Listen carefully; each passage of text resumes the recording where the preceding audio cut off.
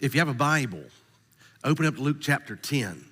If you don't, look on with somebody else. Open it up in a app on your phone or whatever. And I want to focus on a brand new sermon series today entitled Great Expectations. You know, if there's anything that is going to derail us in life, it is the expectations that we have on somebody else. And when those expectations are not met, it creates all manner of havoc on a relationship. And so in this particular text, I'm going to be dealing with a family for the next 4 weeks. I want to deal with the family of Mary, Martha, and Lazarus. They are two sisters and a brother, and this family is very close to Jesus. And the reason I'm choosing this family is that expectations really only occur in the context of a close relationship. So you don't have expectations for strangers necessarily. Businesses, yes, and stuff like that, but you don't even remember people's names. It doesn't matter. But whenever you're close to somebody, whether if it's your mom or your dad or your children or your brothers or your sisters or aunts or uncles or something, then there's generally expectations that are associated with a relationship. And that relationship dynamic has the ability to destroy relationships as much as it does to foster them or to grow them. And so I want to begin to move in and look at a relationship here. And today we're going to deal with this issue of what happens when somebody else doesn't meet our expectation. What happens whenever you have an expectation for the people that are around you, maybe somebody specific in your life, and they fail to meet that expectation? How do we address that? And let me just go ahead and give you the commercial for next week, because next week I think is a really important message to hear. And it is what happens when God doesn't meet your expectation. And what happens whenever your whole faith relationship has been based around the promises of God, and somehow that promise is not fulfilled, and you're really seriously angry with God because he did not meet that expectation, and he can't and is not going to meet the expectation that you placed on him. How do you handle that? And so I hope you'll come next week and be a part of that. But for today, let's talk about this subject matter of how do we handle an expectation on somebody else that does not meet our expectation. Look in this story, Luke chapter 10, in verse 38 through 42, we have this account of Jesus' very, very close friends. He visits them often here in Bethany, and we'll see them cropping up. Now, Lazarus is not in this story. We'll talk about him next week. He's going to die for us next week. But no fear, he gets up from the dead. But nonetheless, I want you to hear this story, what's going on with Mary and Martha, and sort of enter into this story if you can. The Bible says, now it happened as they went that Jesus came to a certain village, and a certain woman named Martha welcomed him into her house. And she had a sister called Mary who also sat at Jesus' feet and heard his word. But Martha was distracted with much serving. And she approached Jesus and she said this, "Lord, do you not care that my sister has left me to serve alone?" Martha is not happy. Now watch what she does for Jesus. "Therefore tell her to help me." That's pretty bold. Jesus answered her and he said to her, "Martha, Martha." Any of y'all Brady Bunch watchers? Every time I read this, I get the Marcia, Marcia, Marcia. That was from Jan, by the way. Anyway, Jesus says, "Martha, Martha, you're worried and troubled about many things. But one thing is needed, and Mary has chosen that good part, and it will not be taken from her." And so in this text, we see that there's a situation, a scenario that's happening. There's an opportunity that Martha has invited Jesus to come to her house. And as he invites her to come there, he's not there yet, but he's on the way, and he knows that she knows that he's on the way. She's busy about trying to get the food ready and stuff like that. And in the process of doing all of that, Mary, as soon as Jesus shows up, Mary is just sitting there at the feet of Jesus, and this creates the opportunity for a moment for Jesus to kind of do what he was going to do anyway, but Martha just falls right into the trap. And in this scenario, I think it's important for us to recognize that anytime that we have close people and we have expectations, they're going to create a problem for us. Let me give you the premise of the whole series right here at the very beginning. And here's the premise. There is a gap between what you expect and what you experience. And that gap demonstrates itself through frustration or anger or anxiety or stress. So there's this gap. We have an expectation. Let me kind of give you some examples of what I might mean by that. So consider this. Some of you have gone to school. Maybe you're a college student. Maybe you're still in school, and you go to college. And college is one of those moments that I call fantasy reality. It's a good time to be alive. It's a great time to do some things, but it's basically all fantasy. And here's why it's fantasy. Because everybody at college is really jacked up about what you're getting ready to do, not what you're doing. You're talking about what you're getting, the money you're getting ready to make, not the money that you're making. You're talking to people about what career you're getting ready to have, not the career that you already have. You're talking about what you're thinking about doing, not what you are presently doing. And you're preparing for it. You're going to class for it. So it feels like you're actually getting it done. That is until you graduate and realize you can't get the job. And you were told if I went to this college, got this degree, that you would be able to be hired just like that. And now your experience is not meeting up with your expectation. Or maybe you went through 4 or 5 years of college and you decided, Mom and Dad, I appreciate you spending that $150,000 to help me get through school, but I've decided I would much rather travel Europe with a backpack. And their expectation of what you were going to do and their experience has a huge gap between those two that can create problems. Maybe you're married and you got married and you spent a lot of money and a lot of time, a lot of energy, a lot of effort, a lot of mental focus on the wedding, and the wedding was fairy tale, storybookish, but the experience of the marriage is not exactly the same thing. See, in the movies, they don't show you the dude over there snoring his brains out while you're trying to sleep. And, you know, the pants laying on the floor and the hair in the sink. You know what I mean? They don't show you that stuff. And so your expectation is got a gap between your experience. When you come to church, I mean, so many people are just frustrated when they come to church because somehow we expect that church people are somehow perfect, that they'll never do anything wrong. And then whenever you enter into church and you start to rub elbows with some of these church folks, you're like, they're just as bad as everybody out there in the world. Well, of course we are.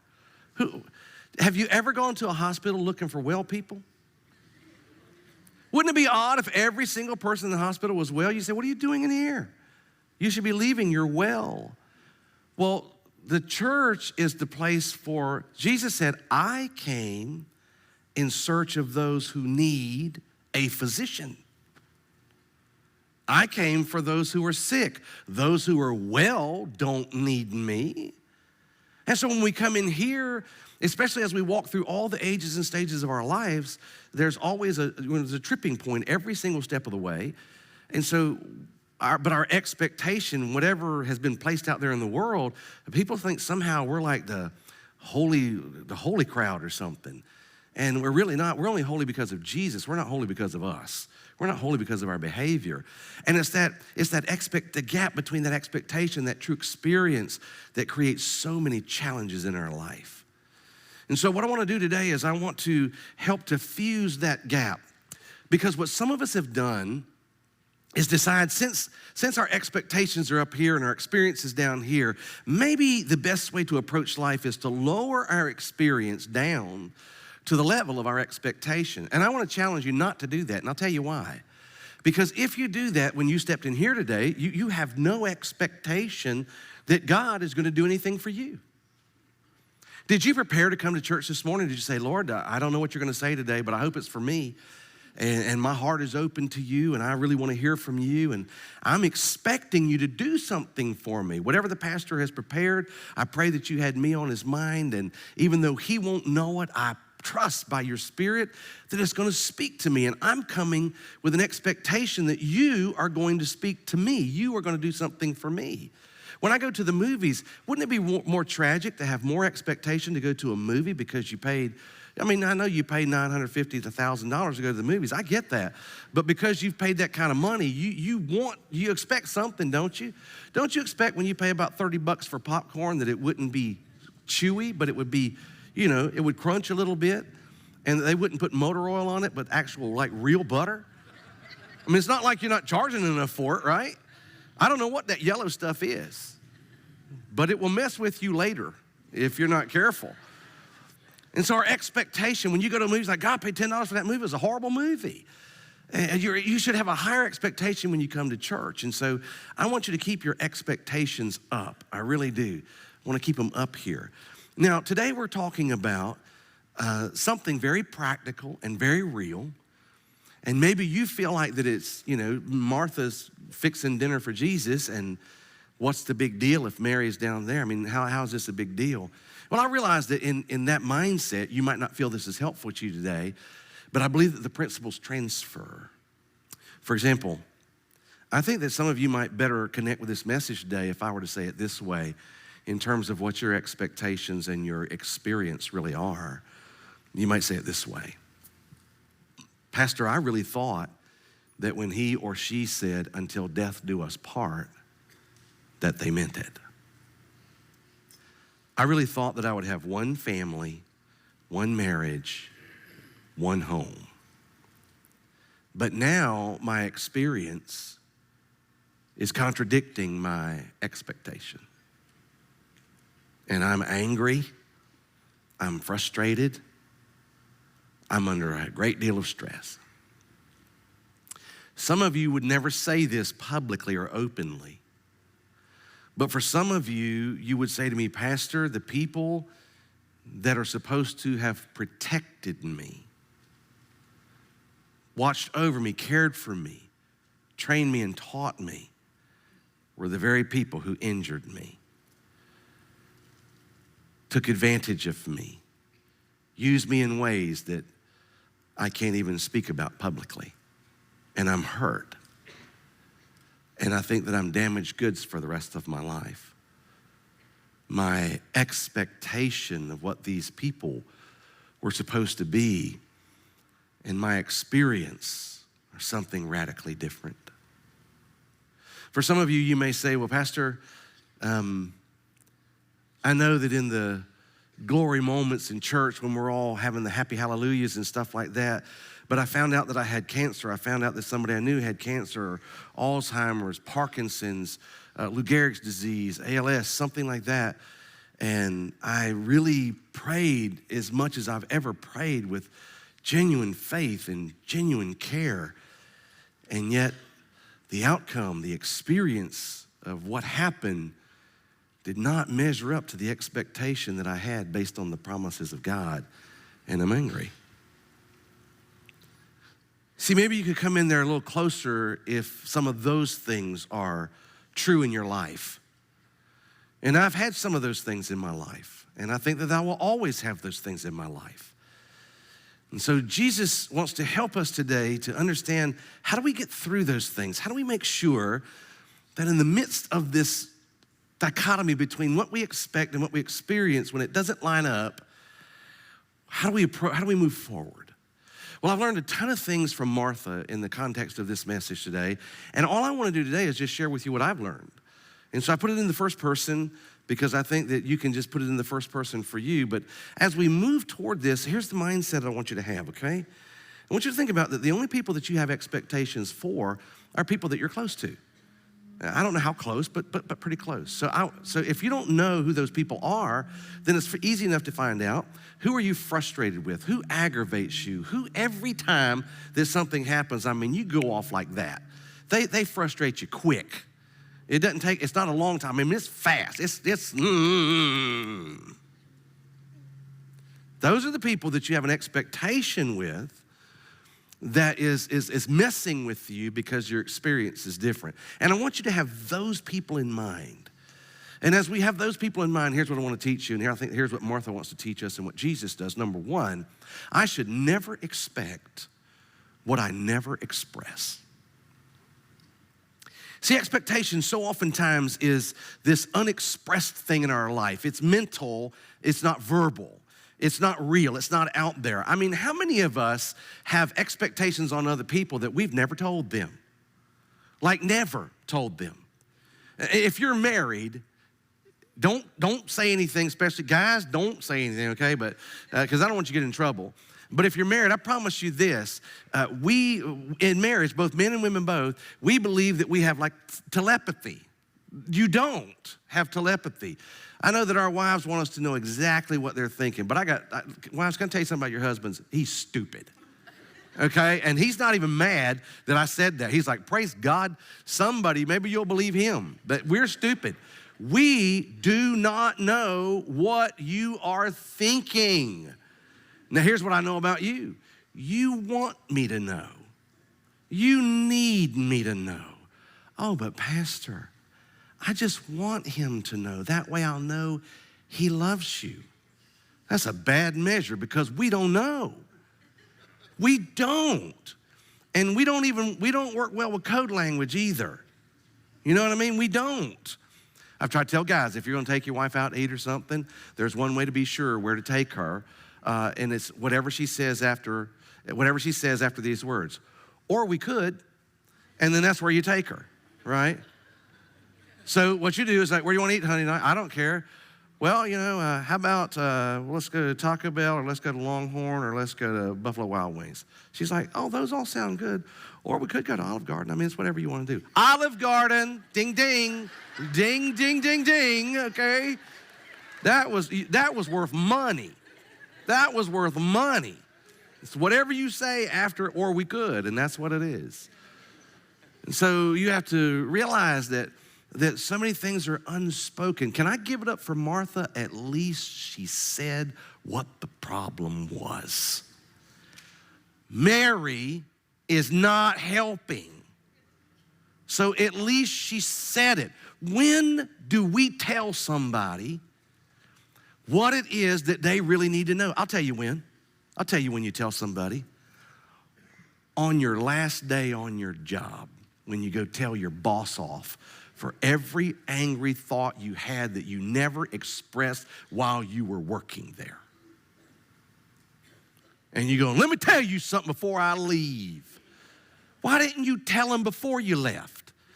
Why didn't you express it before? But see, you have this expectation over things that you never expressed, and you should never expect what you never expressed. When do you tell your spouse what's really going on? On the day that you sign the divorce papers or the separation papers or something like that, and you don't share right at the very beginning what's really going on. At the beginning of the problem, at least Martha had the courage in her and the gumption to say, Mary needs to do something. Now, I know what somebody's going to say. Well, you know, we really need to have that Mary spirit. We need to have that soft, gentle, worshipful Mary spirit. Well, look at verse 38, and I'll put it on the screen. Verse 38 says this. Really important that you see this. It says, it happened as they went and entered a certain village, and a certain woman named Martha welcomed him into her home. Let me say something about Mary, and that is she didn't have no house. Mary didn't have a house. She lived with her sister. Why? Because her sister had a job. Her sister worked. Listen, if we didn't have the Marthas of this world, none of us going to eat. Tonight's the big game, right? For some of you love it, some of you don't, but for the big game, some of you with that Mary worshipful spirit worshiping your football, and you got Martha in the kitchen, and you be like, hey, you got those wings ready? Honey, did you get that stuff? Why didn't you get my stuff at the grocery store? You know what my favorite stuff is, right? You need Martha. We need Martha.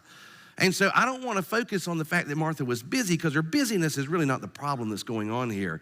The problem is that her busyness is causing her blindness, and she cannot see that she's missing something. And she's simply trying to impose her gift on somebody else. So never, never, never expect what you don't ever express.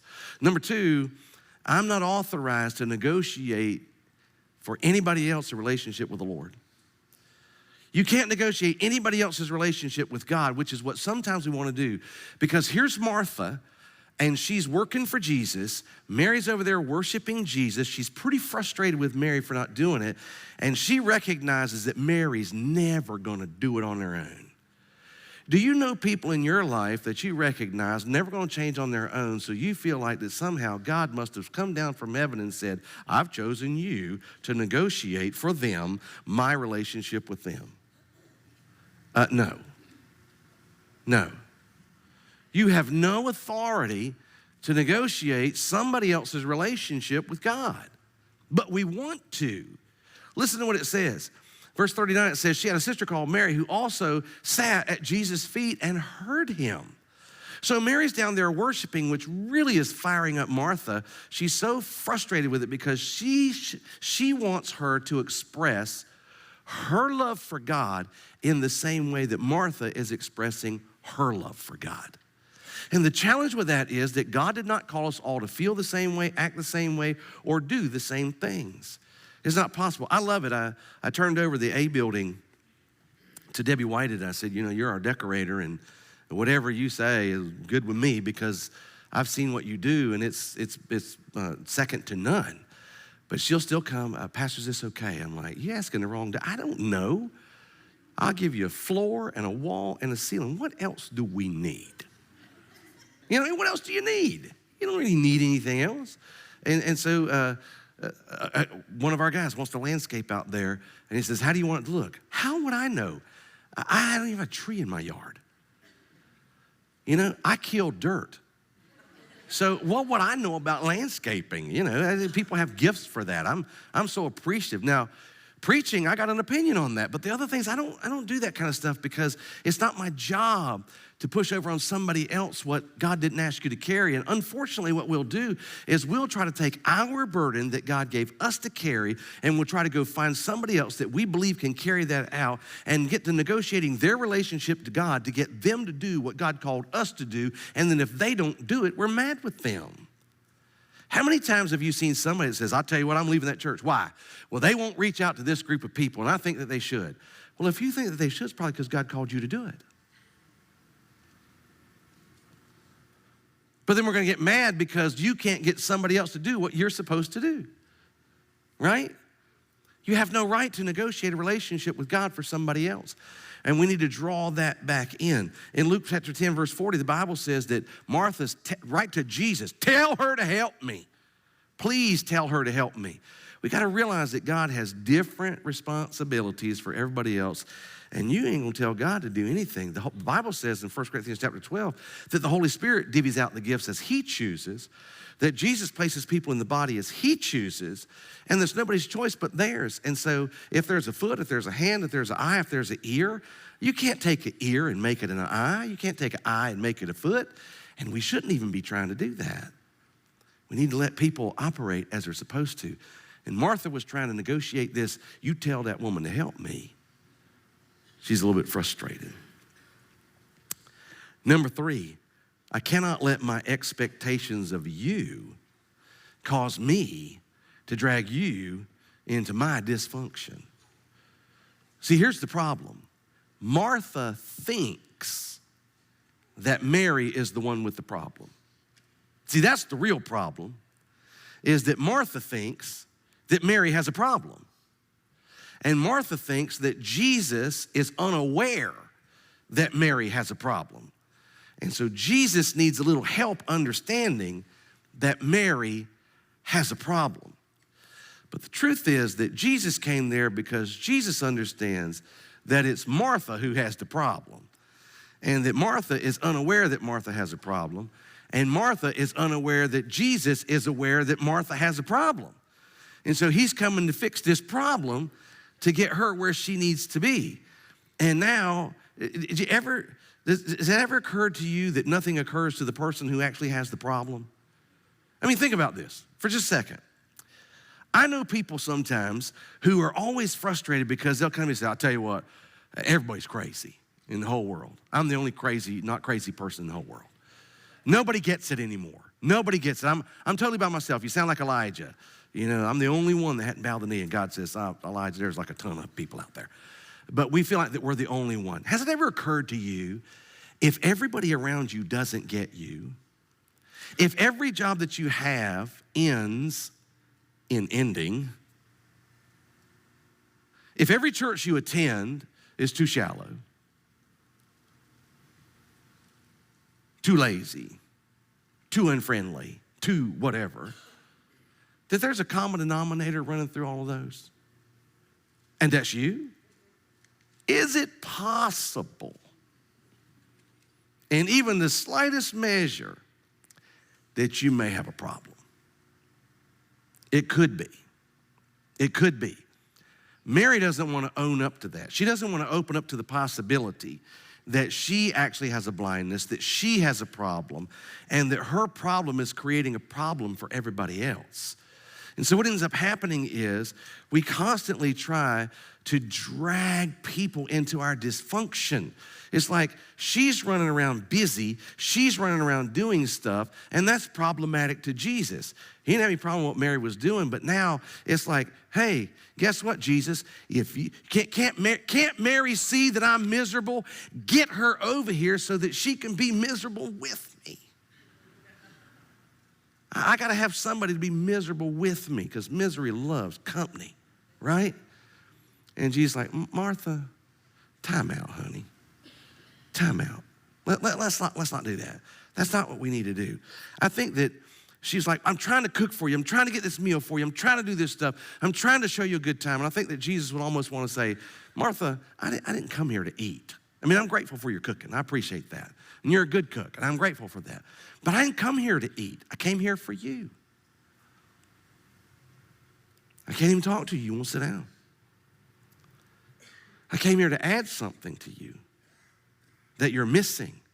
See, your service is not in question. Your service is awesome. Your service is not in question, but your worship is. You don't worship. You have no worship, you have no Sabbath. You don't know when to rest. Hey, how many of you are so busy making a living that you have no life? You have no weekend.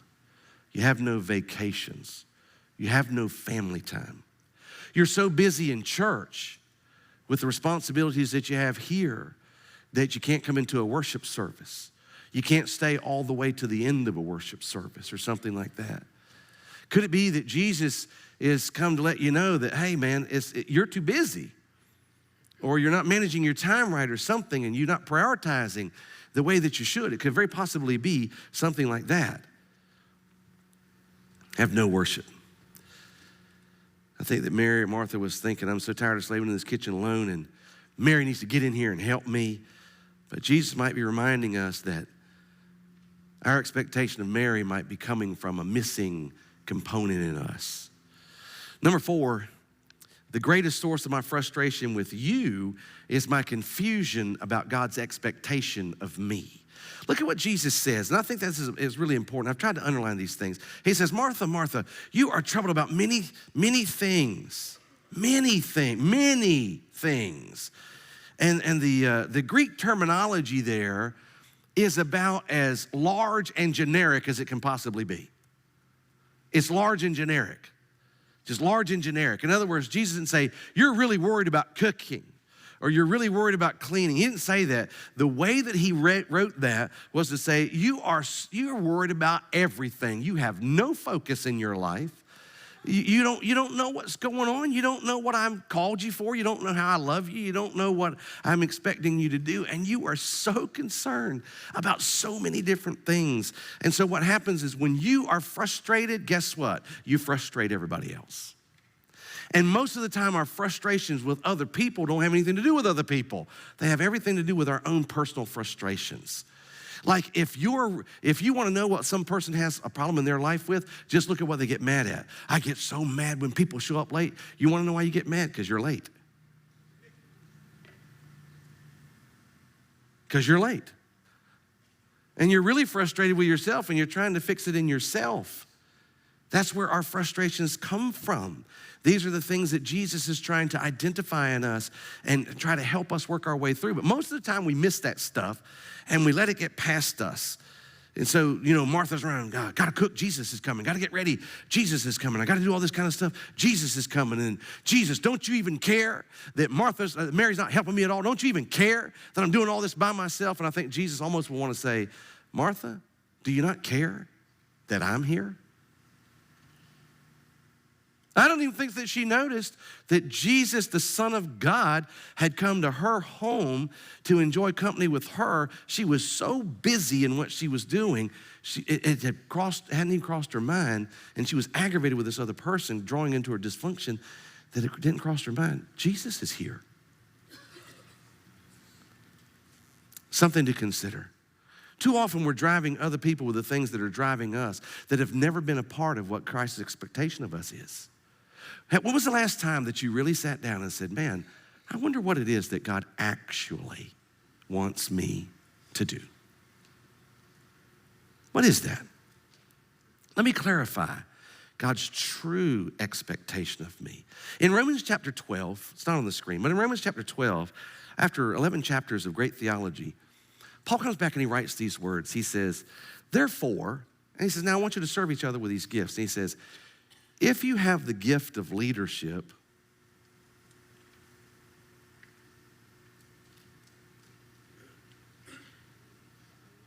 lead. See how easy that was? Wouldn't it have been awesome if Paul would have said, if you have the gift of leadership, serve. No, he said, if you have the gift of leadership, lead. If you have the gift of administration, administrate. If you have the gift of giving, give generously.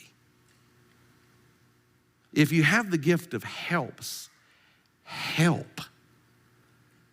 Everybody has a specific thing that they need to do. God doesn't dole out 95 gifts to you. He really wants you to focus. And the reason that we need the church is that I about got one gift, and I need you and you need me. And I don't expect you to do what I'm doing, and I don't expect me to do what you're doing. And together, we come out like we're supposed to. And so we have to grab a hold of that.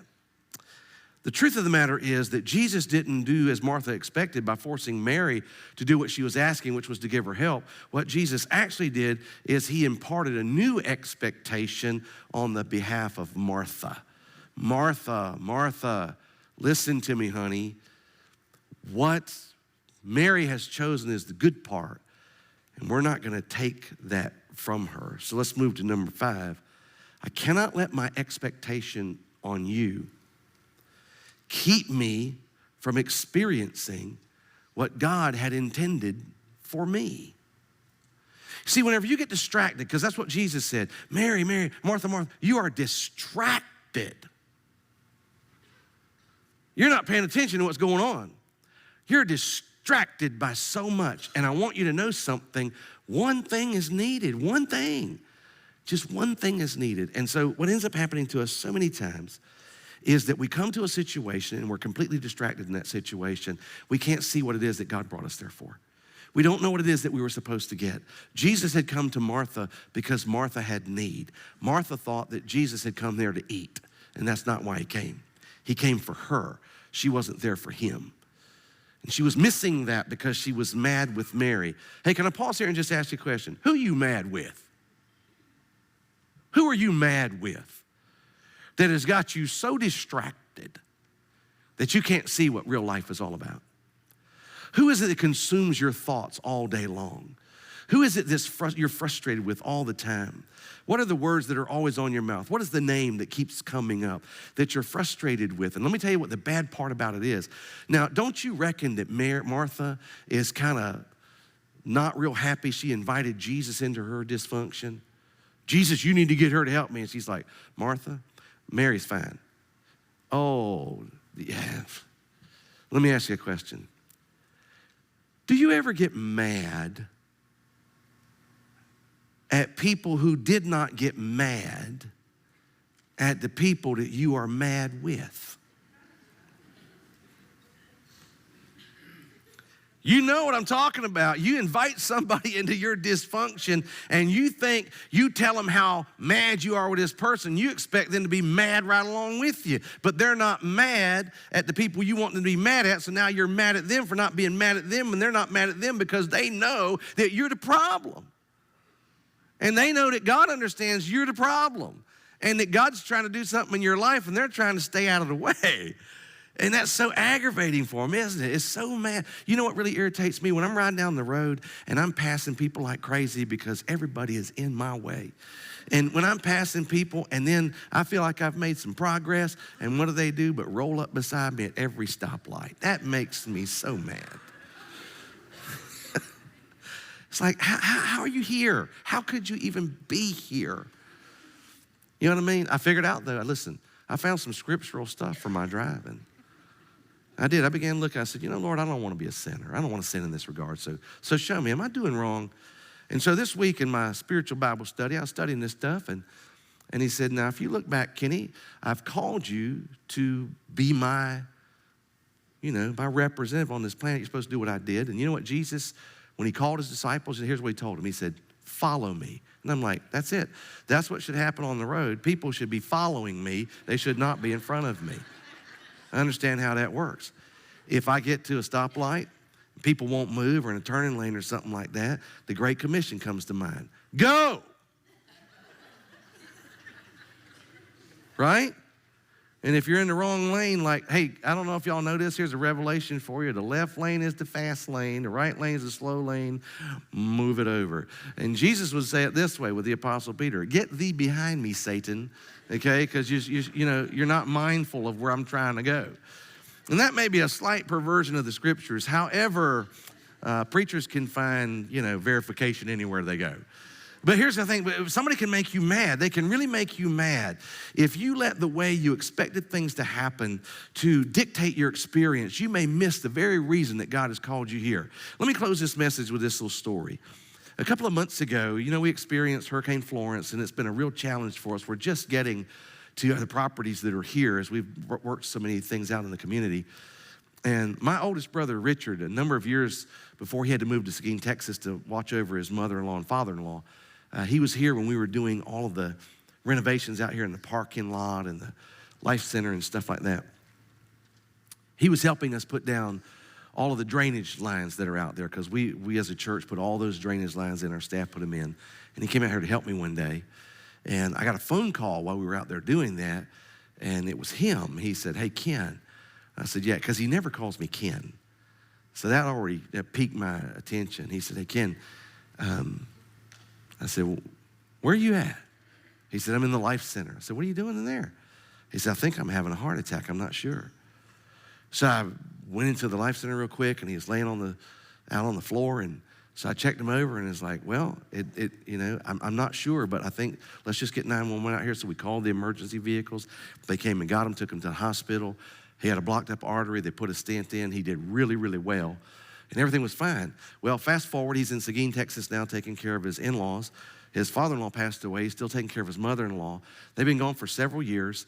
My brother and I are really close, so we've missed each other, and he wanted to come help us, and he really wanted to come help me. I was looking forward to him coming down here and help. And so a couple of months ago, we were on a roof, and we were doing some roofing. He came out to help us early in the morning. And so I bump on this roof, and I'm pulling off shingles and stuff and laying down underlayment. And I get a phone call, and it's my brother. Hey, Ken, where are you at? I'm in your car. Why are you in my car? I think I'm having another heart attack. And like, for real? He's like, yeah, for real. And so I looked down, saw him in the car, and I went down. I mean, he's pouring sweat, and he was having a bad one. It was a very, very serious heart attack. And so I was like, I checked him over real quick, and I'm thinking, I can have him to the hospital in 5 minutes. It'll probably take a good 30, 35 minutes before the ambulance could get here. We were in kind of an obscure place. And so I just rushed him to the hospital, got him there. They got him fixed up. Heart attack was in the exact same spot. Had to put a couple of stents in there. He's still suffering with AFib and some other things, and it was very, very serious. And the doctors told him that this one should have killed him. And when he went back to Seguin and he did some of the stuff there, his doctors there told him it should have killed him. And that he was really, really fortunate to be in a facility like New Hanover Regional with the high level of heart care that they have, that it saved his life or he'd be dead now. And the interesting thing about that is that when Richard came here, his expectation was to come help his brother and to help the church and to help a community who was in need of help. But God brought him here for a different reason. Because Seguin is way out in the middle of nowhere, with not the kind of facility that he would have needed. God knew what his need was, and he brought him here and then exacerbated that situation so that right in a particular moment when it was an opportune time, put enough pressure on him and enough people around that he would have that heart attack under the care of some really good people. And what a great God that is. And I don't know that he expected that, but even my brother said, I am so grateful that I had my heart attack here. I said, Richard, I only got one thing. You can never, ever help this church again. We love you, but we don't need any more of your help. You can come worship with us. You can pray with us. You can do all that stuff, but you're not picking up any tools. And my question to you today, when you came here today, I don't know what you expected when you walked in this door. Maybe you just expected that, we're coming for a regular worship service. It's a Sunday. We worship every Sunday. That's why I'm here. But I wonder if God may have brought you here for something else. And that maybe you've been distracted by a circumstance, a situation, a person in your life. And you're really aggravated, but you've never expressed. You've never expressed what you really want in the situation. And rather than just coming right straight forward and saying something, you've been kind of negotiating with God to try to get somebody else to do what it is that you're supposed to do. And you haven't yet recognized that you're in the dysfunctional state and that God wants to do something about your dysfunction, but he doesn't want you to draw somebody else into that dysfunction. He certainly doesn't want you to do that. And that he doesn't want you projecting your gifts on somebody else and creating that kind of havoc. And he has something that he is trying to say to you today.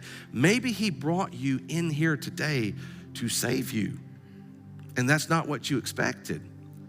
Or maybe your marriage has been tanking recently, and there's so many expectations that have been unfulfilled that your experience in your marriage and your expectation when you got there, there's such a huge chasm. I want to tell you that I think what you need to do is let God fill in that gap. You let God mitigate all the stuff and go in there and say, hey, babe, can we sit down for a minute and just talk? Can we share some things? Can we get this stuff out on the table? I don't want to wait till it's the last day. I don't want to wait till it's the last minute. I don't want to wait until it's irreparable. I want to do that. Can we put that out there? And then instead of lowering our expectations, because I don't want to lower our life, I want to keep our expectations high and just recognize where we're at and understand that God will help us take little baby steps all the way up. Will you be willing to take baby steps with me? We don't have to jump this all at one shot. We don't have to jump large chasms. I just want to take one little step here and another little step and another little step. And I think that Jesus would say, man, you guys are so frustrated over so many things, but man, there may only be one thing in your life that's really missing. What that one thing is, only God can tell you. In Mary and Martha's life, she had lost sight of worship and she had lost sight of Sabbath. I don't know when the last time is. I don't know what your circumstance or situation is, but I'll tell you this. There was a time in my life where I was so wrapped in so many things. And Terry and I have always gotten along really, really well. And we're argumentative, and that's how you know we're doing well. When we're jabby back and forth at each other, that's when you really know we're doing well. If we're silent, we're probably not doing too good. But we have had some years in there when I wasn't doing the best with her that I probably could have. And it was hard. It was really hard to have that expectation and not say it, not share it. And there were times when we wanted to divide and wanted to just toss the towel in. And fortunately, God helped us over that hurdle. He helped me to learn how to speak. He helped me to learn how to forgive. One of the bigger things, he helped me to learn how to receive forgiveness. Because sometimes we've done some stuff that we feel like that there's no return from. And I'm telling you, God's a God of returns and God's a God of second chances. And man, do we ever need to get back. One of the reasons that that I do the things that I do here, it's born out of experience. It's born out of the experience of mine and her marriage most of the time. Some of the sexual issues that were in our marriage, the hurdles, not really issues, but hurdles we faced and things that we learned are things that I share because I want you to know that God has something far greater than that. And I just want to ask you guys today, hey, would you not get so occluded in this that you're so busy and you're so wrapped up in there that there is no time for you? I was so wrapped up in my life that I had no time for Terry. And our whole life was inundated with our problems. When we sat down to eat, we talked about our problems. When we went to bed, we talked about our problems.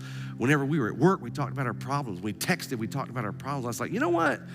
Can we call a truce? When we sit down to eat, you can't talk about problems. We got a time budget. We're not gonna talk about problems. We're gonna act like everything's fine. If we go on a date, we're not talking about problems. We're just gonna enjoy one another. And I'll tell you what happened to us. When we stopped talking about our problems all the time, it's like we set up sometimes like an hour, 2 hours a week, 1 hour in the front of the week and 1 hour in the back of the week, which eventually came down to 30 minutes. And that was the only time we were allowed to talk about our problems. The rest of the time we acted like we were newlyweds. And believe it or not, our problems almost went away without talking about them. When we finally started to figure out, we had our time so jammed up with problems, there was no way in the world to ever have a good time. And I think that that's exactly what was going on with Mary and Martha, that Jesus said, Martha, Martha, you are so busy.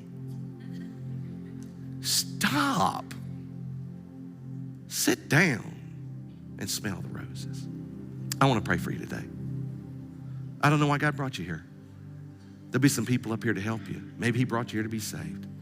Maybe he just brought you here to get a break. Whatever it is, I'm going to pray for you. Stand up. Father, in Jesus' name today, as we prepare to leave, I think a lot of us have a crowded mind. We're distracted by a lot of stuff. Man, we got financial issues, we got job issues, we got housing issues, we got interest rate issues, we got checking account issues, we got tax burdens, we got children issues, we got marital issues, we have sexual issues, we have neighbor issues, we have political issues, we have life issues. We're distracted by a lot of stuff. One thing's needed. I don't know the last time maybe that we have worshiped you as we should. But Father, I pray for these folks. I love them. Speak to their heart. Open it up. Pour in your spirit. Pour in your love. Help them. Help them. Help them. Help them to recognize, Lord, that to stop looking outside and start to look inside and to realize not for self-deprecation, but for true healing on the inside. You love us. You deeply love us, just as you did Martha. Martha learned her lesson. We'll see about that later on down the road. Lord, I pray if there's somebody that needs to be saved today, we're right here to help them. I pray they'll come right now. If there's somebody that needs to be baptized, they've just been waiting and their spiritual life has been kind of on hold because they've never followed through with believers' baptism. We're here to receive them. Somebody needs to talk or for us to pray for them and with them. We're here. Others may be ready to go. That's okay too. I hope they'll have an awesome day. Enjoy the football game or whatever they're going to do. But Lord, I pray that you'll help us to recognize that where our expectations harm us and how we can let you fill in that gap. We love you for it and thank you. In Jesus' name, amen. Guys, God bless you and have a great Sunday. Thank you for my recognition. We're here if you need us. You have a great Sunday.